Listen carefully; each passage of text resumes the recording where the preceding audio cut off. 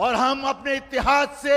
جس طرح باقی تمام قومیتوں کے پاس اپنا اپنا صوبہ ہے، اپنا اقتدار ہے، اپنے وسائل پر اختیار ہے، اس طرح وہ اختیار میں بھی حاصل کروں، میری قوم بھی حاصل کرے، ہمارا صوبہ بنے، ہم اپنی باعزت طریقے سے اس ملک میں زندگی گزار سکیں۔ اللہ تعالیٰ آپ سب کا حامی ہو، اللہ تعالیٰ آپ سب کی حفاظت کرے، تمام لوگ خیریت سے گھر جاؤ، جشن مناؤ، اور آج کا جلسہ شہداء کے نام جن کی قربانیوں کی وجہ سے یہ لفظ مہاجر زندہ ہے، آج یہ پرچم کے اوپر لکھا لفظ شہداء کے لہو سے لکھا ہے، اس لیے آج کا جلسہ شہداء کے نام۔ اللہ حافظ۔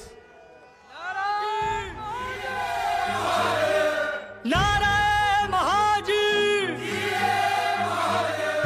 لفظ نہیں یہ فقط مہاجر،